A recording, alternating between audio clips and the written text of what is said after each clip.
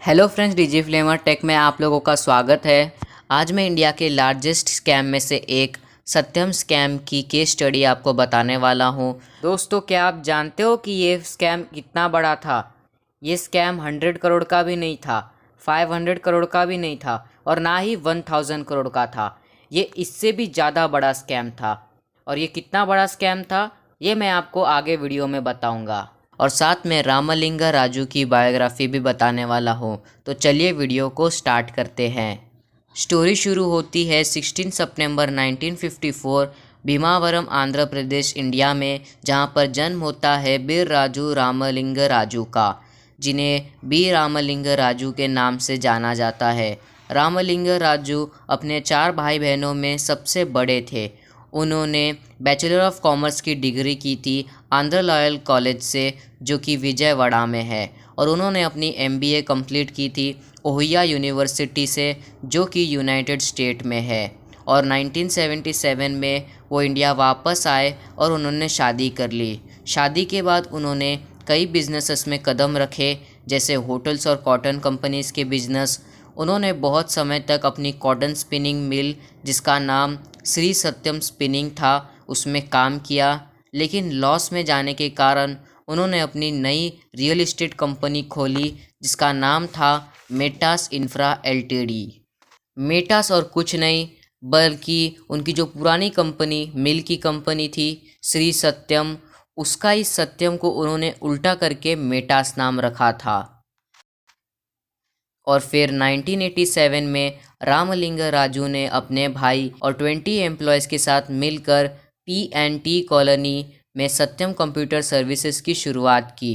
फिर 1991 में सत्यम computer service को अपने पहले क्लाइंट जॉन डियर मिले और 1992 में कंपनी को पब्लिक कर दिया गया और 2001 में उसे न्यूयॉर्क स्टॉक एक्सचेंज में डाल दिया गया।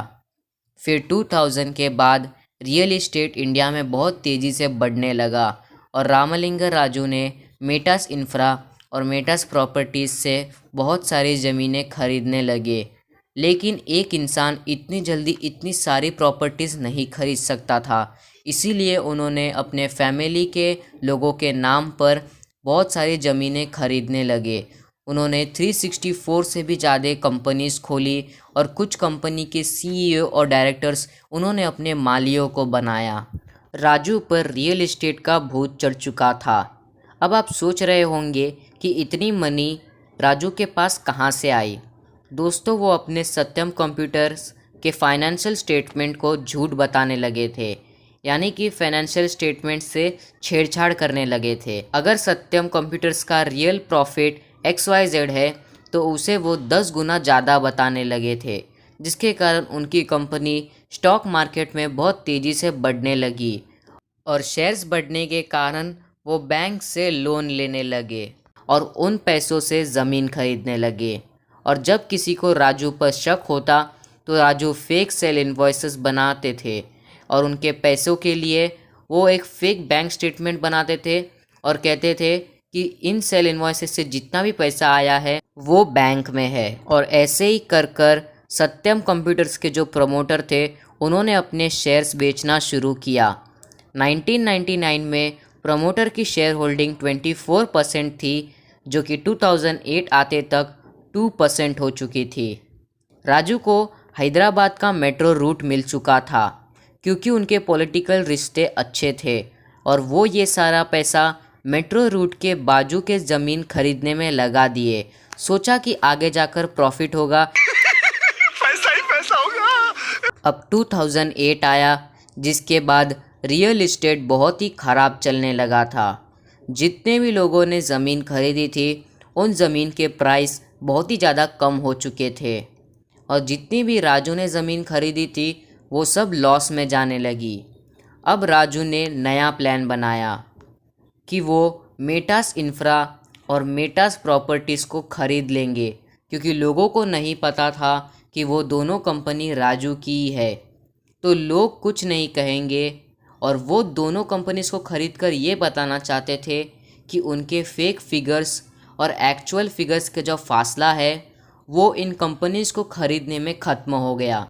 लेकिन उनका ये प्लान फेल हो गया क्योंकि शेयर होल्डर्स और इन्वेस्टर को ये प्लान सही नहीं लगा। अब ये देखते हुए राजू ने लेटर लिखकर सब कबूल कर दिया कि ये स्कैम टोटल 7,000 करोड़ का है। जब ये बात सीबीआई को पता चली तो उन्होंने ऑडिटर्स से पूछा कि आपने क्यों कुछ चेक नहीं किया। ऑडिटर्स मतलब ऐसी कंपनी जो कि दूसरे कंपनी के फाइनेंशियल स्टेटमेंट को चेक करती है कि कोई गड़बड़ तो नहीं, और सत्यम कंप्यूटर्स के ऑडिटर पीडब्ल्यूसी थी। और जांच के बाद ये पता चला कि ऑडिटर्स भी मिले हुए हैं इस स्कैम में, जिसके कारण पीडब्ल्यूसी को 2 इयर्स के लिए बैन और एसईसी ने $6 मिलियन का फ़ाइन लगाया। 9 जनवरी 2009 में राजू और उनके भाई को अरेस्ट कर लिया गया और कुछ दिनों में उनके कंपनी के स्टॉक 170 रुपीज़ से गिरकर 6.50 रुपीज़ के हो गए थे, और जितने भी लोगों ने उनके स्टॉक में पैसे लगाए थे उन सब को लॉस हो चुका था।